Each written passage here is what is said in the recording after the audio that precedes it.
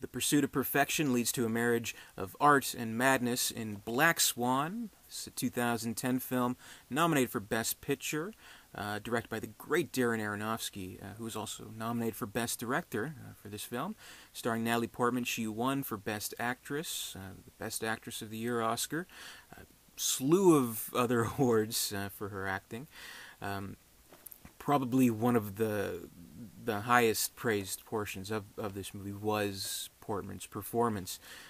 Countless awards she won for her role. The movie itself didn't win the Oscar, didn't win all the other major awards, but it was definitely one of the more high-profile movies of that year, of 2010. A lot of great reviews. A lot of people had named it the best of the year, myself included. I did a video all those years ago, all those whole 4 years ago, Best Movies 2010, and I wanted to see how it held up, so I watched it again recently. I would most definitely say it holds up, though it's for sure not a movie that you're going to watch all the time. You know, like boring Sunday afternoon, let's pop on a movie, be entertained. Maybe Black Swan won't be on the roster for that, because it is a little bit of a hard movie to watch. There's some very frightening and disturbing scenes, and in some respects it's a setting movie. It is for really about a woman losing her mind, which is quite disturbing, and how we see the world through her point of view, and the madness take over her is unsettling, but it's absolutely a rewarding experience, and something that is worth going back into and checking over again, which I'm glad I did watch it again, because it's a beautiful movie, spellbinding, mystifying, wonderfully performed, wonderfully directed, visually magnificent picture. It really is. And so what it really kind of is, it is in story terms fairly straightforward. You have the obsessed, devoted dancer Nina, played by Portman. She's devoted her life to this art, to perfecting her dancing with the dance company she's with, and they're putting on a revival of Swan Lake, headed by Vincent Cassell, the director of the program. It's like, I know, it's been done to death, but we're going to revitalize it. We're going to modernize it. We're going to make it something that's never been seen before, which is kind of what this movie is doing, taking aspects from that story. Not that I would consider myself a huge expert on Swan Lake, but I wouldn't say you would have to be intimately familiar with the source material to truly appreciate it, because the themes are universal in this film. It is about her quest to find the duality in the role between the black swan, the white swan, and find whatever's in herself at whatever cost to achieve that, which she does, and there is quite a cost. Essentially what the Vincent Cassell character points out, like, right,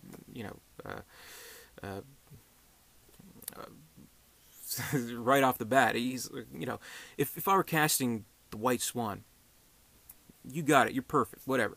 But you don't have the black swan. This is a dual role. You have to be both. She doesn't have whatever is within what's required of that role to be the black swan portion of the performance. So that's something that she is trying to achieve through whatever means. And I think that kind of quest for her own perfection leads to her downfall, leads to her madness, leads to her corruption and manipulation. And she does allow any character in this movie to manipulate her into that, but at the same time assisting her in perfecting that role.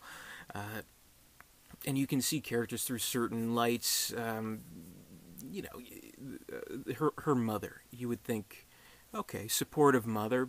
Vincent Cassell, he's, the hard and determined director. He wants the best out of his performers.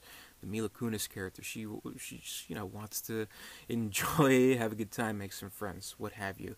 But since this is through Nina's point of view, every character has some kind of insidious ulterior motive. So we see her inner workings and how she views them, and how, she is being manipulated, like Vincent Cassel, he's in so many ways seducing her, and it's about whether or not she wants to be seduced, and if she can seduce him, which she really can't, and kind of like the sexual awakening and stuff like that. But he has this reputation, of course, for betting all his leading ladies. So, at what cost does she kind of dispel her own kind of image of herself? Because it's a conflict with the life that she's developed with her professional work and with her personal life, which it's a sheltered life. She lives in that apartment with her mother. You look at like her room and it looks like it's a 10-year-old girl's room or something. There's like some kind of arrested development going on there. So it's very much trying to paint this picture of her as this pure character, as this virginal character, as the White Swan, which already established, but there's some poisoning going on there with her mother, who is, she's, she was a dancer herself, kind of living vicariously through her daughter, for all the dreams that were broken in her life, and she has this hold on her, so she's almost like a prisoner in that, 10-year-old girl's room. Like with that scene where she brings the cake congratulating her, but meanwhile she's like, she's a dancer, she wants to keep her weight, she doesn't want to overeat, she's like, I just want a small piece, oh no, that's too big. She kind of blows up, fine, I'll throw the whole cake in the garbage. And that scene is like, wow, okay, it kind of establishes the hold she has over her, and it's just in one scene like that you can kind of amount her whole life to, because it is a friendly relationship, a very close relationship, but there's some kind of hold there that's very much not healthy. Who kind of mixes everything up a little bit, kind of personal life, professional life. Barbara Hershey character, Vince Cassel character. It's the Mila Kunis character. She kind of walks in, switches everything up. You see, like right from the very first scene that she's in, Nina, she's scoping her out. You see Portman's eyes kind of moving around. She's kind of entranced by her a little bit, and there is an envy there because we already kind of get the idea that, okay, so the Mila Kunis character, she's a perfect black swan. She's everything that Nina's not. She is kind of the free spirit, the uninhibited. Nina can't do that. So, in many ways, her envy is almost mistaken for attraction. So there is kind of a subplot there with that relationship and what it exactly means to either of them and what exactly happens between the two of them, how much of it is Nina's fantasy world and how much of it really happens. So since it is through Nina's point of view, again, it's unclear right to the very ending where you would wonder if there's spoilers in this review, but you wonder, does Nina die at the end? Everything kind of crumbles. Her reality crumbles. Her life has become this entire production. She has become the White Swan and the Black Swan. She has achieved what she's meant to do. But if she is seeking this perfection, embodying everything that the role requires, then the role requires her to die at the end. So there's kind of a blank space open for that. I personally think that she does die at the end. We have that kind of confirmation of that, if you want to say so. I was perfect. I was perfect, and that's if it is that perfection, then it's the death of the character, which she's taken on the role completely, utterly, entirely. So you do wonder about that. But there are some absolutely incredible visual images to this movie. This is a great movie, actually, to view on Blu-ray. Again, it really holds up in a visual sense.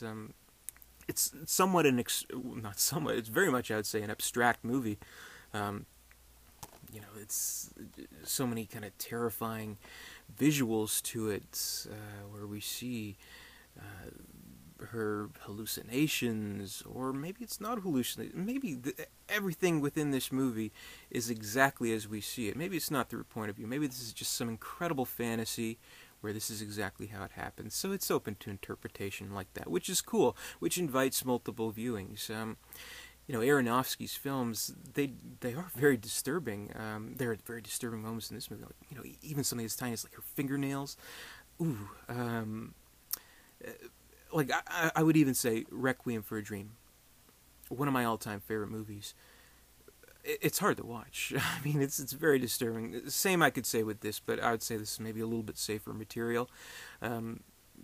It's hard to say exactly why. It's just not as wrenching, which is in some ways a good thing, some ways a bad thing. But you don't want to go too extreme with this movie. We don't want to see the character suffer too much, because she does definitely suffer, and a lot of it is through others, and a lot of it is entirely her own doing, and it's what she tries to achieve and what she does achieve.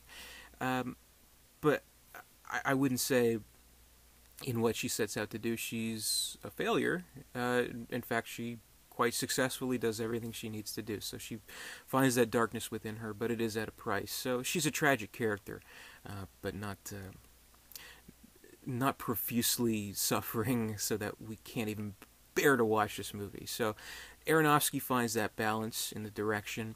Portman finds that balance in the performance. It is a brilliant performance. It's a brilliant film. I think the acting is great all the way around. Portman, of course, great. You don't need me to tell you that. She won the Oscar and a million other awards. Kunis is great. She's known for being a little bit more of a comedic actress, but she takes on a very, I wouldn't say serious, but a franker kind of role.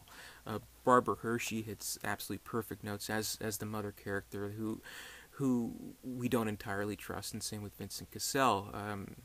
So there's a lot of lack of trust, and actors playing it in such a specific kind of way that we could see their own point of view. Like, you could make the argument for the Vincent Cassel character. He's just he wants a good production. He wants to do whatever he can to get the best out of his performers. There's no ulterior motives there. He doesn't want to harm Nina in any way. Why would he? But through Nina's point of view, maybe that's a different story. So it leaves a lot to think about. So it's not a movie where you can say this happens. It's more abstract than that, which I appreciate. You don't see many movies as ballsy as this, which I absolutely appreciate. And leave it to Darren Aronofsky to do that. Do I think it deserved to win Best Picture? We had some good movies. I mean, this is the same year as The Social Network, as The King's Speech, which won. Inception, of course. So there are a lot of great movies that came out that year.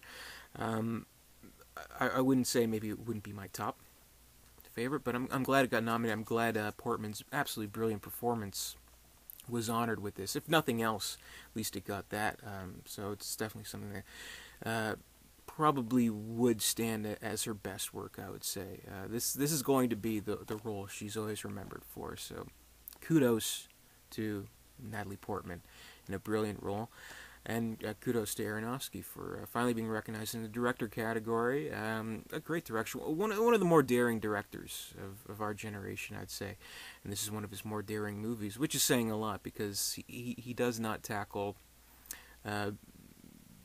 traditionally safe material. He's always going to do something that's a little more off-kilter, which, in such a, I don't know, creatively defunct age, creatively destitute age, a director like Aronofsky, he's a godsend. What can you say?